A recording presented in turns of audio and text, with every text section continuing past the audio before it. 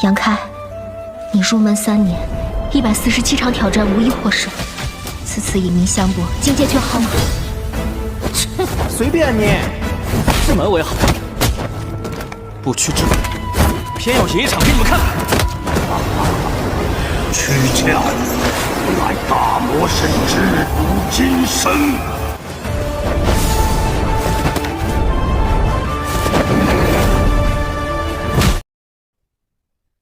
Hai, selamat datang kembali di channel Min Donghua. Kali ini kita akan melanjutkan cerita Donghua, Martial Peak. Nggak pakai lama lagi, kita langsung aja ke ceritanya. Cekidot. Terlepas dari tujuan Sangking Luo mengirim ketiga wanita ini, ketiganya melayaninya dengan sangat penuh perhatian. Di menara lantai 2 adalah tempat peristirahatan, dan untuk lantai pertama adalah kolam pemandian besar yang diukir dari batu giok putih. Sedangkan untuk lantai 3 tidak ada yang istimewa darinya. Mungkin hanya tempat untuk menikmati pemandangan.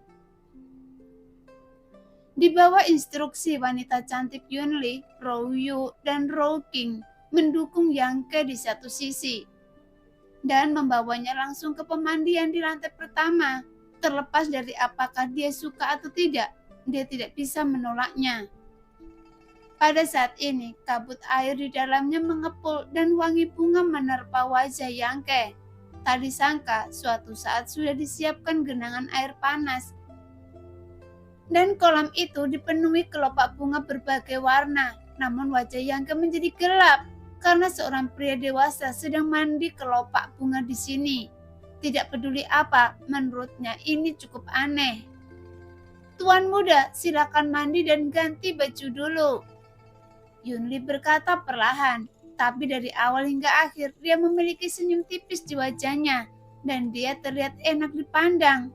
Yang Ke mengangguk dengan sungguh-sungguh. Setelah menunggu lama, dia menemukan bahwa baik dia maupun Rouyu dan Rouking tidak berniat pergi. Jadi Yang Ke tidak bisa menahan diri untuk tidak melihat mereka dengan kaget dan berkata, "Apakah Tuan Anda meminta kalian untuk datang dan membantu saya untuk mandi, kan?" Wanita cantik Yunli merucutkan bibirnya sambil tersenyum. Dia berkata dengan lembut, "Jika Tuan menginginkannya, saya akan mematuhi perintah. Yang Mulia telah mengatakan bahwa semua permintaan Anda harus dipenuhi." Di akhir kalimat, suaranya perlahan menjadi rendah. Wajahnya memerah, jelas dia sedikit malu. Bahkan tubuh halus Rouyu, Rouking lebih tegang. "Tidak perlu repot, Anda bisa keluar dulu." Yang Ke melambaikan tangannya. Mendengar itu, mata bunga persib dari wanita cantik itu menunjukkan sedikit keterkejutan, dan dia menatap Yang Ke dengan heran. Sebaliknya, ketika dia mendengar kata-kata Yang Ke, Rouyu dan Rouking merasa sedikit lega, dan dia tidak bisa menahan nafas dalam hatinya. Kemudian mereka bertiga pergi dengan tenang, dan Yang Ke melepas pakaiannya dan melompat ke bak mandi untuk mencuci dirinya. Tapi suhu air kolam yang tidak dingin atau panas dan hanya menghilangkan penat selama kurun waktu tersebut. Saya tidak tahu bagaimana keadaan Suyan sekarang, tapi dia pergi melalui ruang kosong dan mereka seharusnya bisa menjangkau ribuan mil jauhnya dalam sekejap. Di mana mereka sekarang? Apa yang terjadi dengan pavilion surga? Apa hasil pertarungan antara guru dan yang lainnya? Memikirkan hal ini, Yang Ke sedikit kesal. Di luar menara, Biluo berdiri di luar menunggu dengan semangat tinggi. Dia benar-benar tidak mengerti mengapa tuannya begitu baik kepada anak laki-laki itu. Dia tidak hanya memberinya akomodasi terbaik, mereka bahkan mengirimnya pelayan terbaik di istana. Terlepas dari penampilan atau temperamen mereka, ketiga orang itu semuanya berperingkat tinggi di istana. Dan perhatian ini belum pernah terlihat oleh raja jahat lainnya ketika mereka datang berkunjung. Tapi sekilas anak itu tidak terlihat serius. Mungkinkah Yunli, Rouyu, dan Rouking sudah dimakan olehnya sekarang?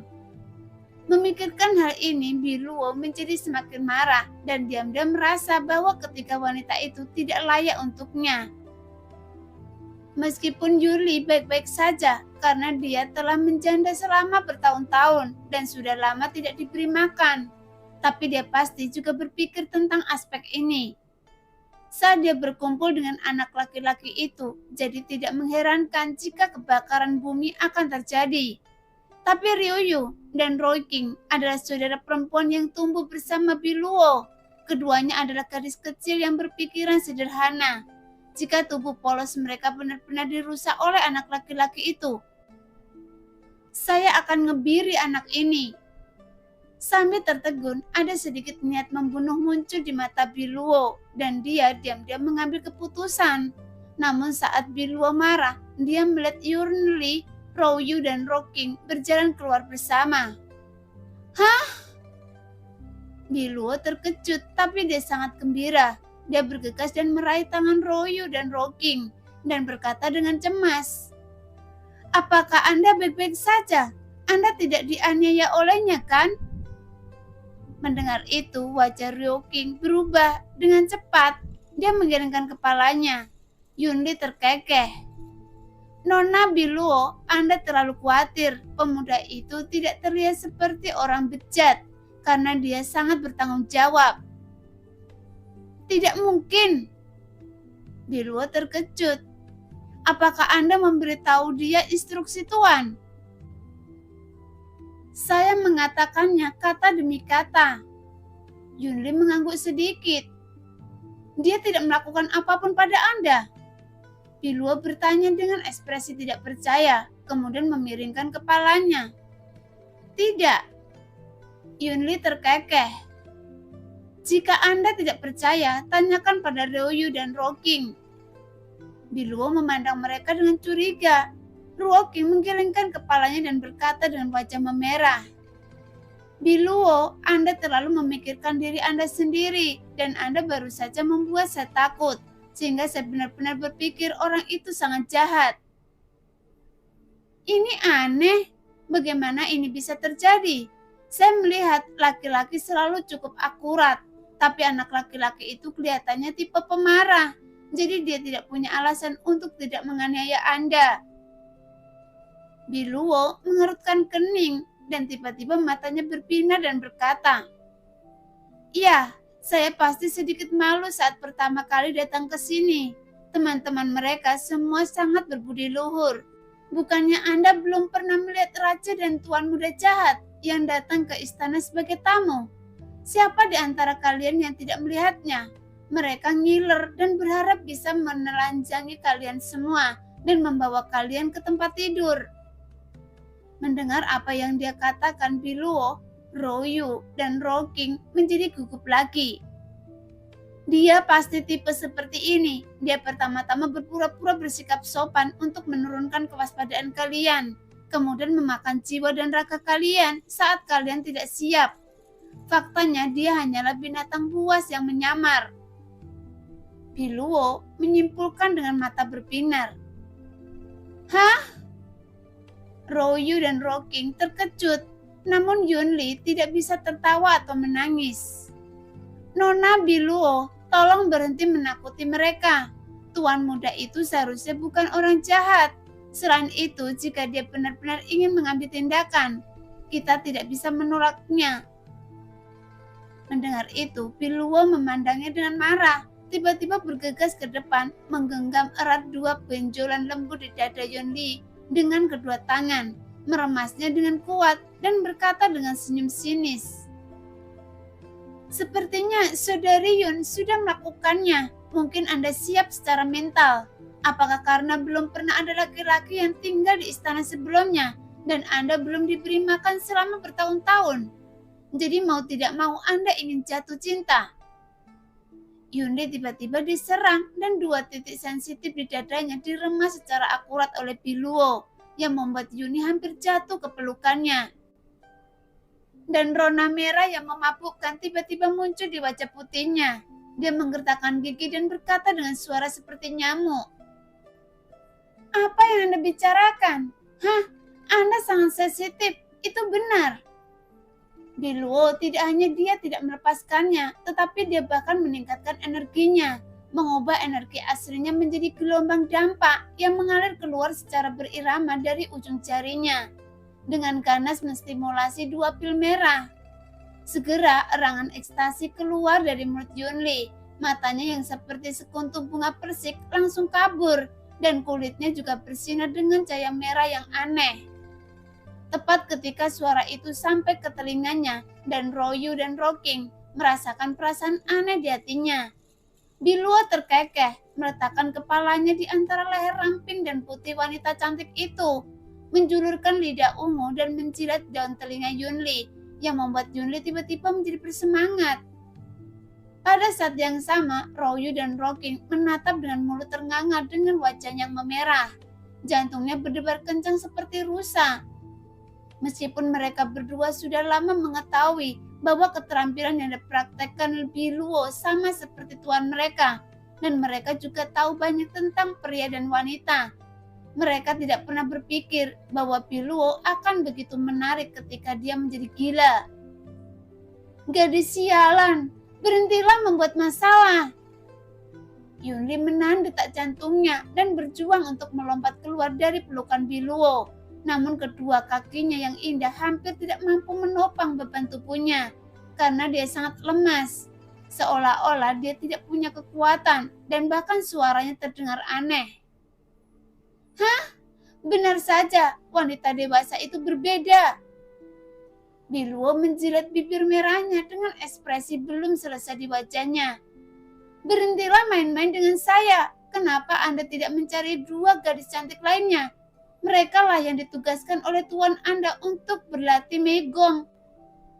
Sekarang Royu, Rocking, dan saya harus menunggu tuan muda sarapan, jadi membuang-buang waktu kami. Yunli meliriknya dengan marah karena dia tahu sifat Biluo. Jadi Yunli menganyapa Royu dan Rocking seolah-olah dia ingin melarikan diri dan berkata, "Ayo pergi." Iya. Royu, Rocking buru-buru mengikuti. "Kakak Yun, saya akan mencari Anda malam ini." Biluo berteriak dari belakang dengan nada lembut. Yunli berbalik dan memelototinya dengan tajam. "Royu, Rocking, dan saya akan beristirahat di sini malam ini. Jika Anda punya nyali, datanglah." Setelah mandi, Yang Kem berganti pakaian bersih. Semua pakaian ini dibeli oleh Sun King Luo di pagi hari, yang sangat cocok dengan sosok Yang Ke saat dikenakan padanya, sehingga membuatnya semakin luar biasa. Bahkan Yunli, Royu, dan Rocking menjadi cerah saat melihatnya. Saat ini sarapan sudah tersaji di luar dengan segala macam makanan lezat dari pegunungan dan laut yang terlihat memanjakan mata. Segera Yunli mengambil bubur untuknya dan berkata, "Ini semua dibuat oleh para Buddha. Tuan muda sebaiknya Anda memakannya selagi masih panas." Setelah jeda, dia tersenyum dan berkata, "Tuan muda, Anda sedikit kurus. Sepertinya Anda harus bepergian kemana-mana sepanjang waktu. Jadi Anda harus makan lebih banyak untuk mengisi kembali tubuh Anda." "Iya." Yang Ke menjawab dengan ringan dan bertanya dengan curiga, "Di mana Tuan Anda?" "Tuan muda, Tuan mengatakan bahwa ada yang harus diselesaikan hari ini," jawab Yunli sambil tersenyum. "Saya pikir dia akan datang untuk sarapan bersama saya." Yang Ke mengerutkan kening. Mendengar perkataannya, Yuli dan kedua gadis itu menatap Yang Ke dengan aneh dan takjub di dalam hati mereka.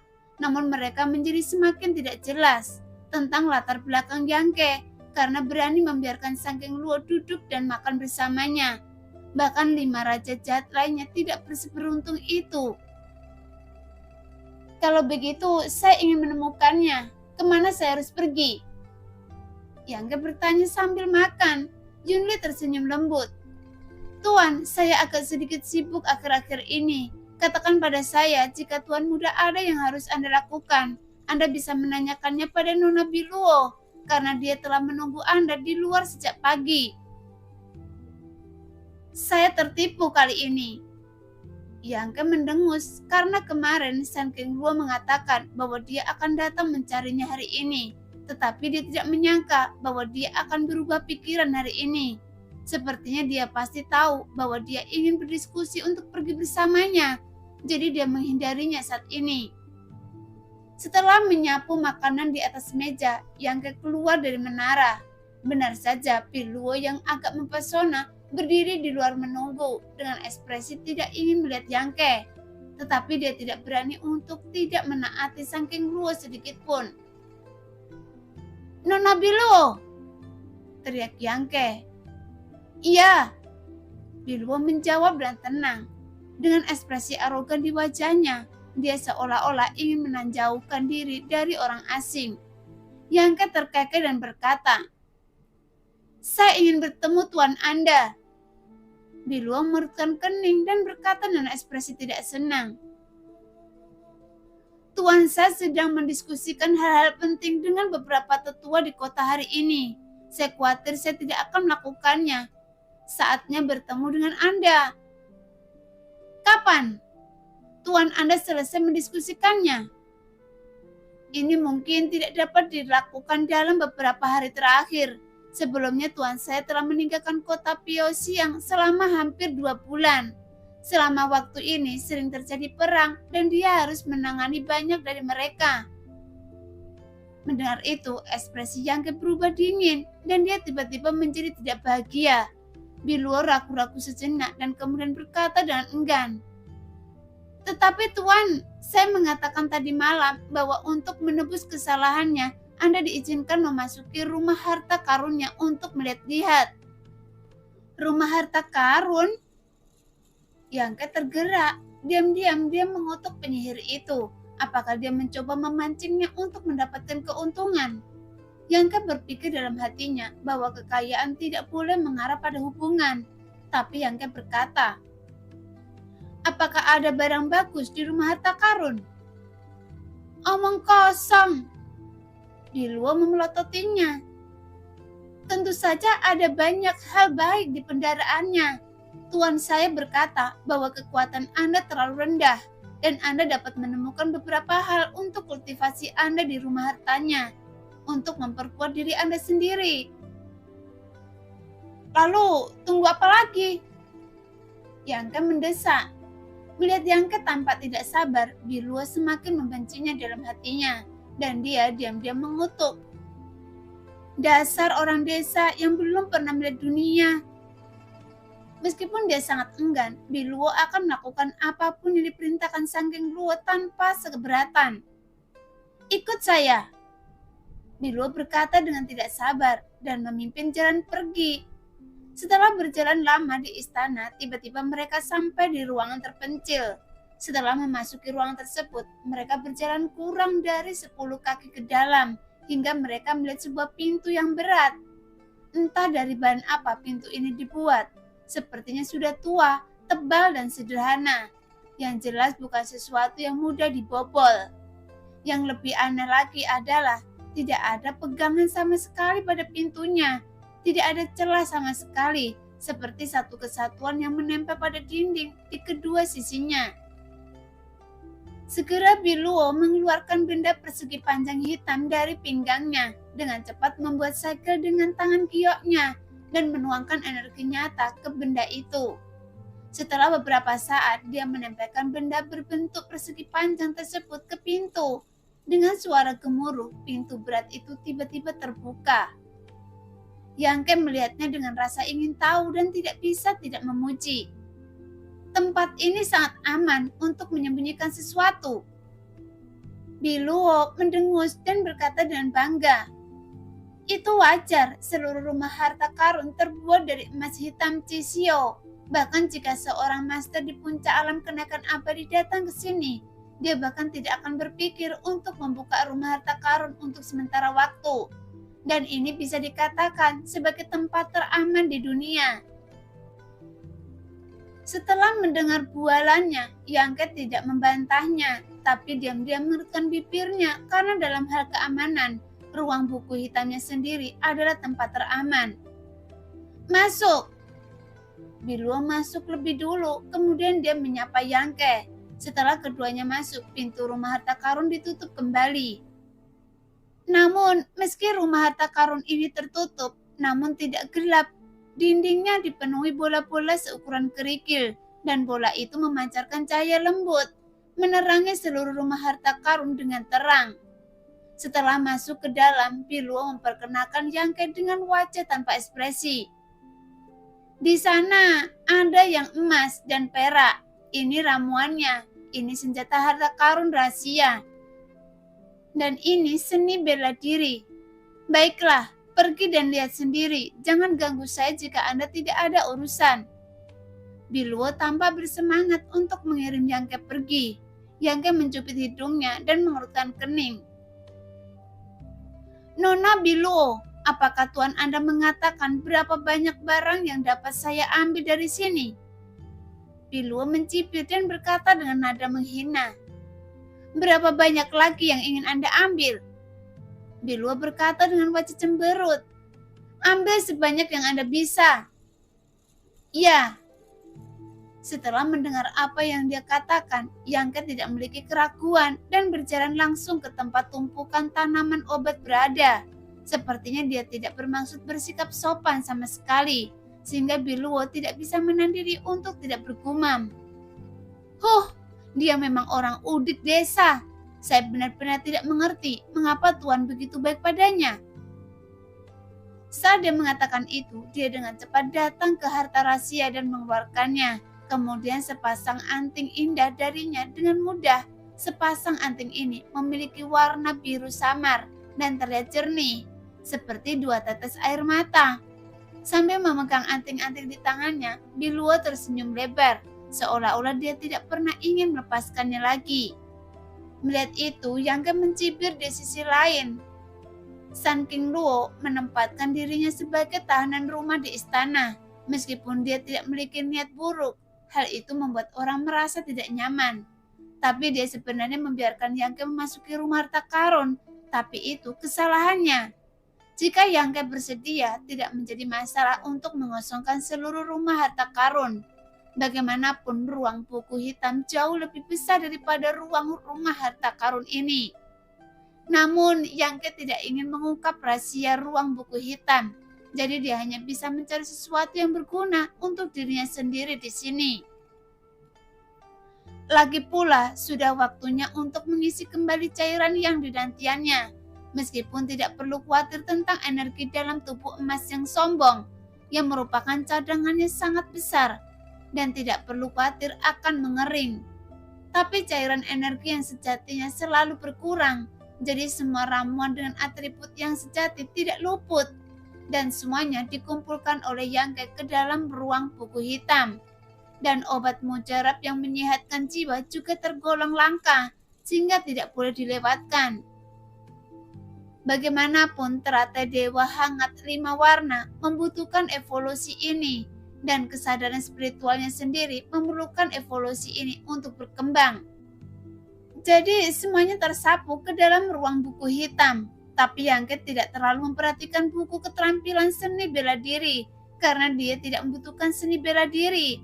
Karena keterampilan seni bela diri di sini seharusnya tidak ada yang baik. Tapi Yangke ingin menemukan keterampilan jiwa berkualitas tinggi untuk dipraktekkan.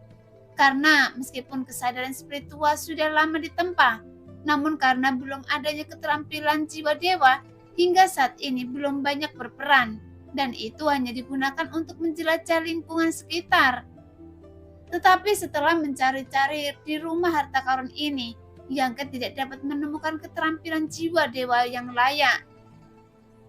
Hanya ada 1 atau 2 buku yang semuanya adalah sampah di bawah tingkat bumi.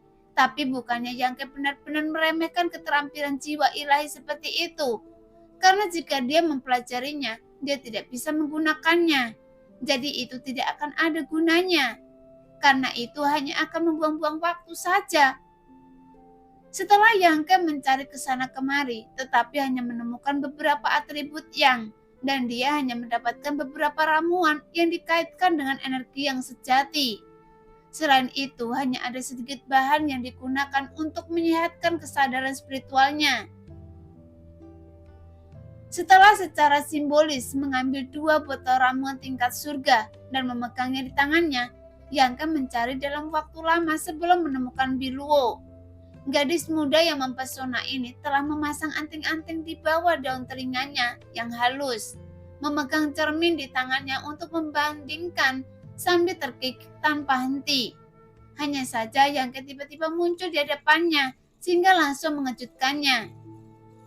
Segera Biluo menepuk dada lembutnya dengan tangan kecilnya, mengerutkan kening sambil menarik nafas dan berkata dengan marah, "Kenapa Anda tidak mengeluarkan suara saat berjalan?" Mendengar itu, Yangke juga cukup terkejut. "Nona Biluo, apakah Anda tenggelam dalam dunia Anda sendiri?" Biluo tersipu dan melepas anting-anting dari daun telinganya dengan marah, lalu dengan hati-hati menyimpannya, mengembalikannya ke tempatnya. Dengan enggan dia membuang muka dan berkata, "Apakah Anda sudah menemukan apa yang Anda butuhkan?" "Iya," jawab Yangke ringan. "Apa yang kau hendak temukan?" tanya Biluo dengan ingin tahu. Yangke mengangkat 2 botol ramuan di tangannya yang membuat Biluo sedikit terkejut dan terkekeh. "Saya tidak tahu, ternyata Anda cukup masuk akal. Saya pikir Anda pasti akan..." Di tengah jalan, Biluo mengerutkan bibirnya dan berhenti berbicara. "Apa yang Anda yakin tentang pilihan Anda? Jika Anda selesai dengan pilihan Anda, ayo pergi. Tapi apakah Anda yakin hanya menginginkan 2 botol ramuan ini? Tuan saya meminta Anda menemukan sesuatu untuk meningkatkan kekuatan Anda." Biluo bertanya dengan cemas. "Bisakah Anda meningkatkan kekuatan Anda sendiri dengan obat mujarab seperti ini?" "Cukup?" Yangke mengangguk. "Saya terlalu malas untuk peduli pada Anda, jadi biar saya beritahu dulu. Bukannya saya tidak memberi Anda pilihan, karena Anda lah yang hanya menginginkan 2 botol ramuan ini. Jika tuan saya bertanya, jangan katakan apapun kepada saya." Yangke menjawab dengan tenang, "Iya." Setelah meninggalkan rumah harta karun, Biluo menutup pintu rumah harta itu lagi, berbalik dan melihat sebuah kotak terbang ke arahnya. Melihat itu, Biluo terkejut, mengulurkan tangannya untuk menangkapnya dan memandang Yangke dengan waspada. Setelah melihat dengan jelas kotak apa yang dia terima, dia tidak bisa menahan diri untuk tidak berteriak dan menatap Yangke dengan kaget. Yangke tersenyum tipis. "Anda suka ini, kan?" "Tentu saja." Biluo mengangguk berulang kali, sedikit terkejut dan membuka kotak itu yang berisi sepasang anting yang baru saja dia coba sebentar. Kemudian dia mengembalikan. "Bagaimana Anda tahu?" Biluo memandang Yangke dengan heran. "Saya bisa tahu dari raut wajah Anda." Yangke terkekeh. "Dan saya tidak buta." Mendengar itu, Biluo tidak bisa menahan kegembiraan di hatinya dan dengan cepat mengeluarkan anting-antingnya. Melihat padanya dengan mata terpesona dan dia berkata, "Ini hanya harta rahasia tingkat bumi tingkat rendah, tapi saya jatuh cinta padanya sejak pertama kali saya melihatnya. Jika Anda menyukainya, kenapa tidak memintanya kepada Tuan Anda? Saya pikir Tuan Anda memperlakukan Anda dengan baik," kata Yangke dengan curiga. "Iya, ini adalah peninggalan ayahnya dari masa hidupnya. Saya khawatir dia akan sedih ketika melihatnya." Biluo menghela nafas pelan dan tiba-tiba memeluknya seperti harta karun. "Apakah ini untuk saya?" "Iya, jika Tuan Anda bertanya, katakan saja saya yang mengambilnya."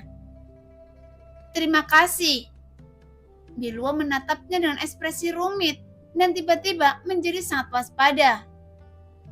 "Mengapa Anda melakukan ini pada saya? Oke, apakah Anda punya niat buruk? Apakah Anda tertarik pada saya?" Mendengar itu, Yangke tidak tahu apakah harus tertawa atau menangis. "Sepertinya Anda terlalu banyak berpikir. Anda harus tahu saya tidak suka laki-laki." Biluo berkata dengan sangat defensif. Menatap Yangke, dia sepertinya ingin membedakan kebenaran dari kata-katanya. Jadi tidak peduli seberapa perhatiannya Anda, saya tidak akan pernah tergoda oleh Anda. Karena hati saya hanya untuk Tuan dan dia adalah pasangan yang paling sempurna. Yangke tercengang saat mendengar itu, seolah-olah dia disambar petir. Dia menatapnya dengan heran dan berkata dengan linglung, "Maksud Anda, apakah Anda suka dengan Sang King Luo?" "Tidak buruk." Wajah Piluo memerah, tetapi dia menegakkan lehernya dan mengangguk malu-malu dan penuh kerinduan. "Cepat atau lambat saya akan menjadi pasangannya."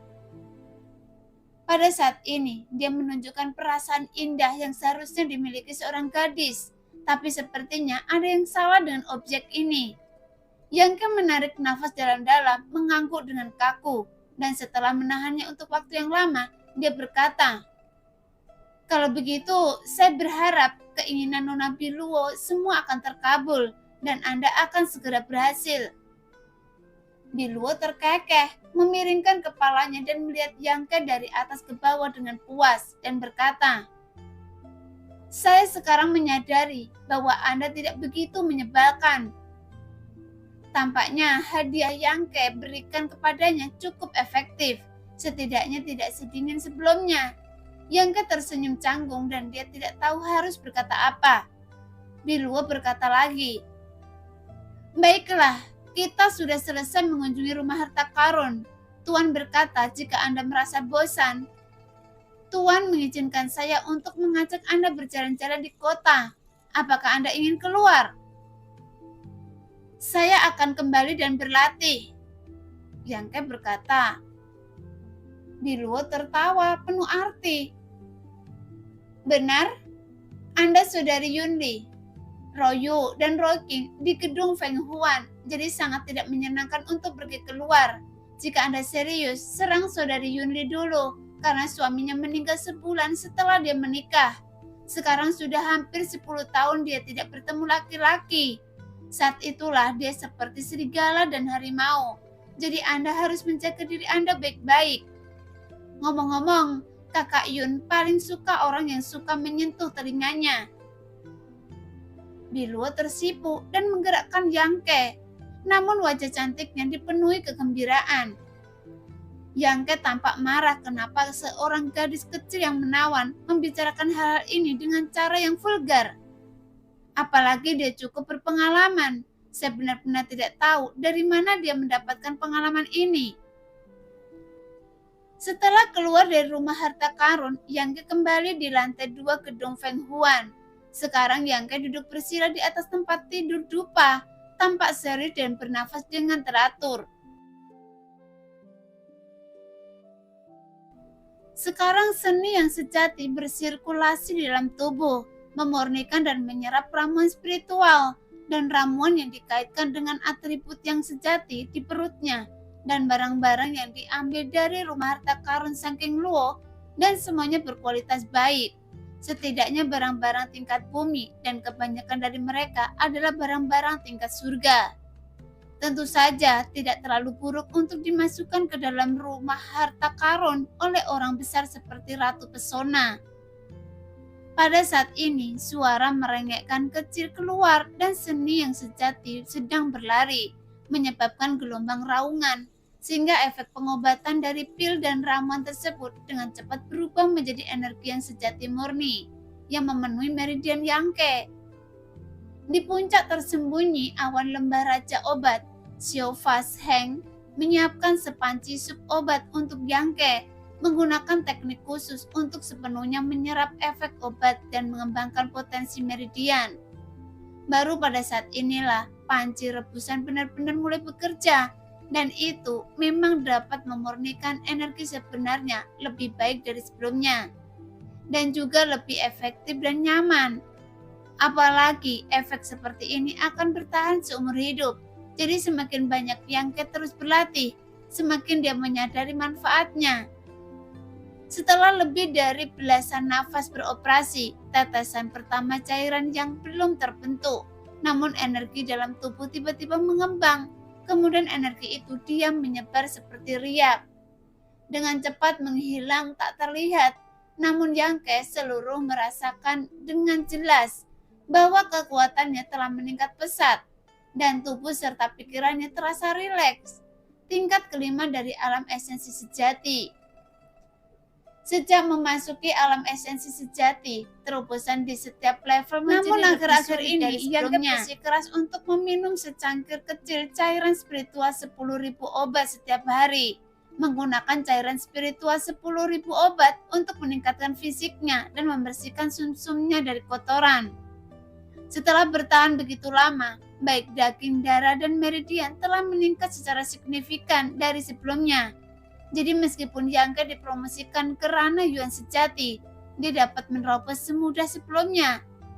Lagi pula Yang Ke telah terjebak di alam esensi sejati tingkat keempat selama lebih dari sebulan. Jadi wajar baginya untuk menerobos sekarang. Saat ini energi yang panas keluar dari tubuh dan itu seperti lidah api sehingga meningkatkan suhu seluruh ruangan. Sambil menahan nafas dan berkonsentrasi, Yang Ke mengumpulkan energi aslinya. Dan vitalitas seperti lidah yang menyala-nyala menghilang ke dalam tubuh Yang Ke. Kemudian perasaan nyaman yang hangat menjalar seluruh tubuh Yang Ke. Sekarang, kekuatan ekstrim dari seni yang sejati membuat Yang Ke telah mempraktekkan teknik ini, sehingga terlihat penuh dengan kejantanan yang agung pada saat ini. Saat meridiannya sudah penuh dan tidak dapat lagi menerima kekuatan yang lebih murni dan eksplosif, dengan suara berdetak setetes cairan yang terbentuk dan membenamkan dirinya dalam dantian, sehingga meridian yang bengkak tiba-tiba merasa kosong dan tidak nyaman. Namun efek pengobatan dari ramuan yang diminum segera menghasilkan energi baru yang sebenarnya mengisi kekosongan meridian. Bahkan bunyi detaknya sangat menyenangkan, yang merupakan gerakan langsung yang menular ke jiwa. Setelah semua efek obat terserap sepenuhnya, ada lusinan tetes cairan yang baru di dantian. Sambil menarik nafas dan rasakan kepenuhan di dantiannya, Yang Ke tersenyum puas. Meski jumlah cairan yang disimpan saat ini tidak banyak, namun kadarnya sudah tidak sebanding dengan sebelumnya. Bahkan meskipun jumlahnya sedikit lebih kecil, tetapi dapat mempertahankan konsumsinya dalam waktu yang lama. Tanpa bersantai, Yang Ke terus berkonsentrasi dan menutup matanya, karena setelah mengisi kembali cairan yang sejati di dantiannya, sekarang saatnya untuk memelihara kesadaran spiritual. Bagaimanapun, segel pengejaran jiwa yang ditembus San Keng Luo ke dalam tubuh Yang Ke seharusnya merupakan keterampilan jiwa ilahi. Jadi selama kesadarannya cukup kuat, ia bisa retak dan hancur. Jika seseorang ingin menjadi lebih kuat, dia harus mengambil harta jenius atau melatih keterampilan jiwa ilahi. Dan Yang Ke hanya melatih satu keterampilan jiwa ilahi sekarang. Dan itu adalah istana ekstasi. Namun keterampilan jiwa ilahi ini tidak hanya untuk pertahanan, tetapi juga memiliki persyaratan ketat pada lingkungan pelatihan. Tapi Yang Ke tidak perlu memikirkannya untuk saat ini, karena dia harus mencari cara bagaimana dia bisa meningkatkan kesadaran spiritualnya dengan cukup cepat untuk mematahkan tanda pengejaran jiwa San Keng Luo. Sekarang Yang Ke mengerutkan kening dan berpikir keras. Saat dia memikirkannya, matanya tiba-tiba berbinar karena dia mengingat dua hal sebelumnya. Ketika kesadarannya meningkat dengan cepat, keduanya berada jauh di tempat berbahaya dan kekuatan kesadarannya berputar bolak-balik melalui penipisan dan pengisian kembali sebelum menjadi lebih kuat. Jelas saat Yang Ke berada di hutan berkabut keputih dalam petualangan asing, di mana terbentuklah embun pembersih jiwa. Kedua kalinya di aliran naga terjebak, di mana roh jahat di bawah menyerang jiwa, dan hal yang paling merusak adalah kekuatan kesadaran spiritual. Selama periode kerusakan dan pengisian ulang, kekuatan kesadaran spiritual meningkat dengan cepat.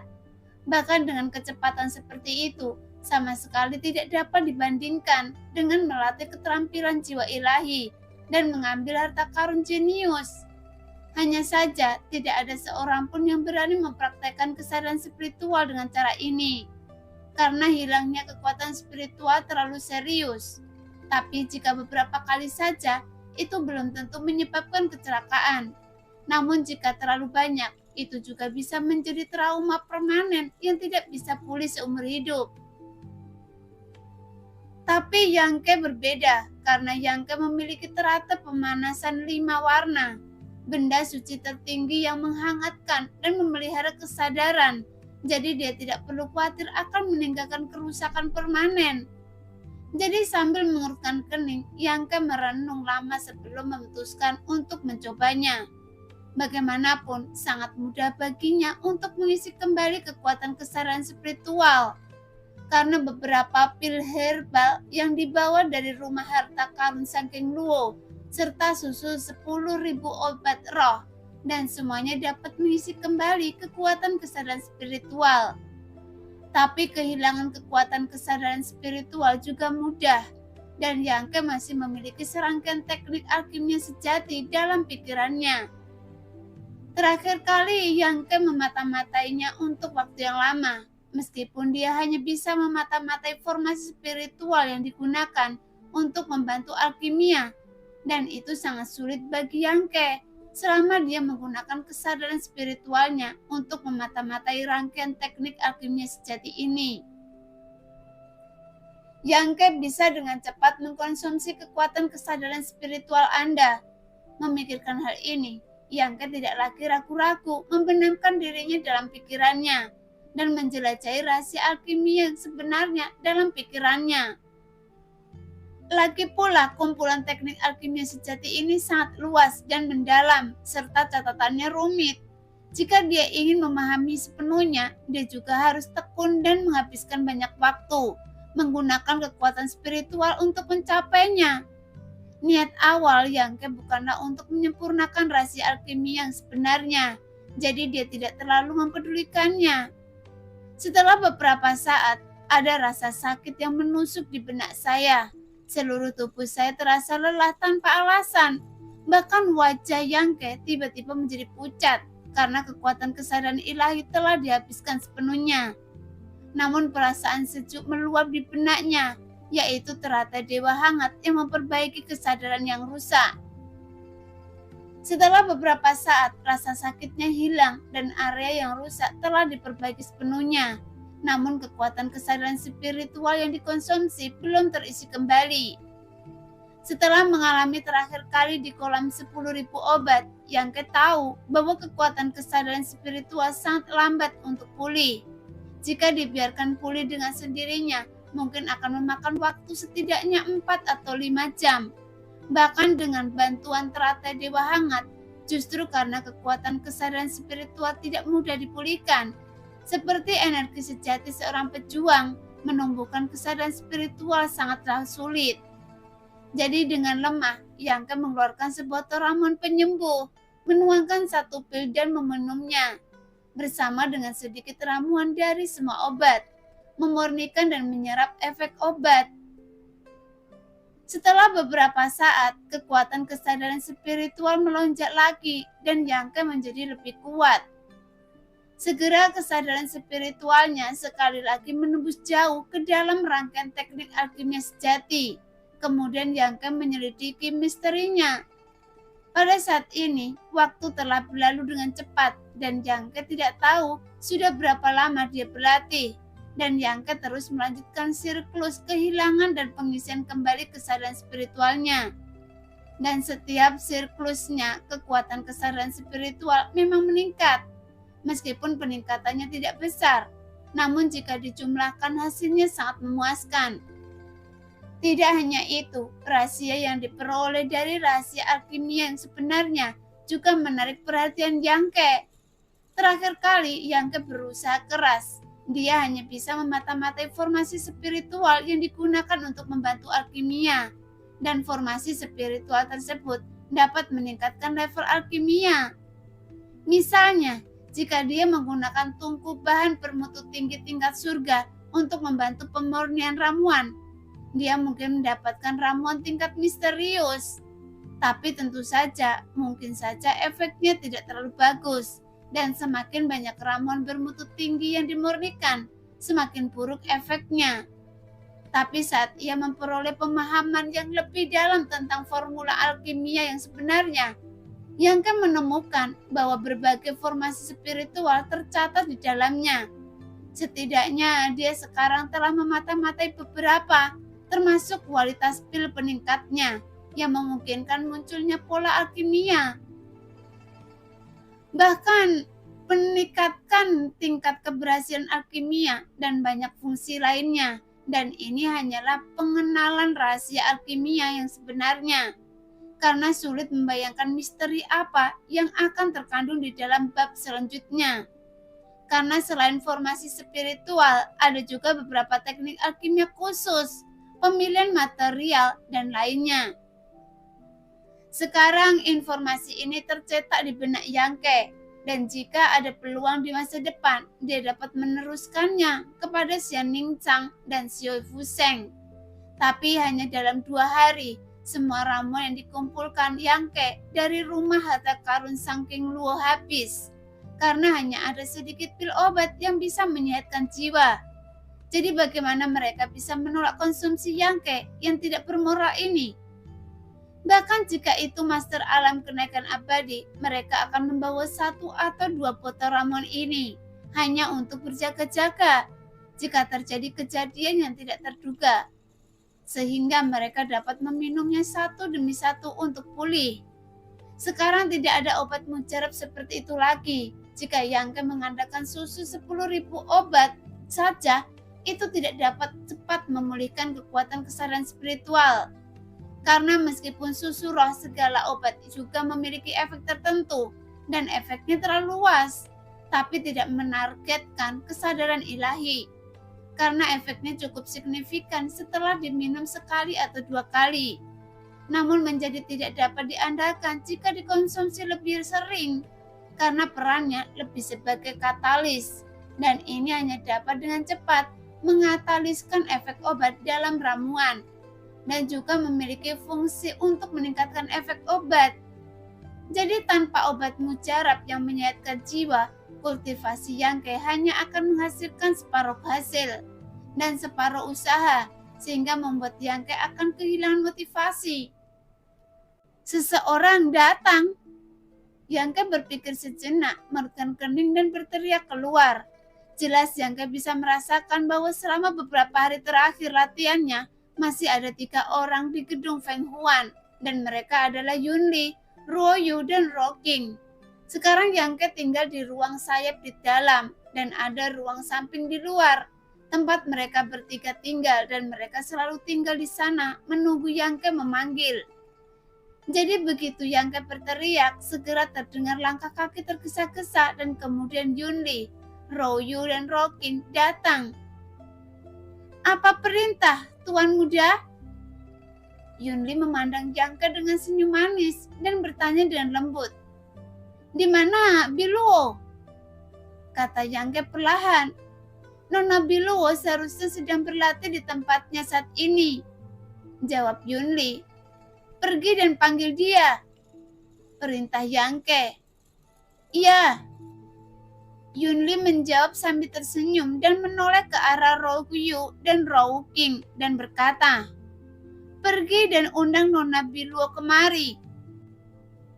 Segera kedua gadis itu mengangguk, berbalik dan pergi. Sebaliknya, Yunli yang tetap tinggal tanpa alasan yang jelas, dia memandang Yanke dengan sepasang mata bunga persik berair dan berkata dengan lembut, Tuan Muda, Anda terlihat sangat lelah. Apakah Anda tidak cukup istirahat dalam beberapa hari ini? Tidak. Yanke menggelengkan kepalanya dengan ringan. Saya hanya berlatih. Yunli tersenyum, mengayunkan tubuh yang indah dan berjalan dengan pesona yang dewasa. Kemudian dia naik ke tempat tidur tanpa keraguan, datang ke belakang Yanke dan setengah berlutut. Segera dia mengulurkan 2 kuncing putih dan lembut, memegang kepala Yanke dan meremasnya dengan lembut. Tuan Muda, jika Anda mengejar kekuatan besar, Anda harus menjaga tubuh Anda dengan baik. Jika penampilan lelah Anda dilihat oleh Tuan saya, maka Tuan akan berpikir bahwa saya tidak melayani Anda dengan baik. dan kami bertiga pasti akan dihukum. Yunli menghela nafas dalam-dalam dan kedua tangan kecilnya mulai memijat kepala Yangke, terkadang cepat, terkadang lambat, terkadang berat, terkadang ringan. Nah, demikianlah cerita hari ini. Terima kasih yang sudah menonton video Min Earth sampai selesai. Sampai jumpa di video selanjutnya. Bye-bye.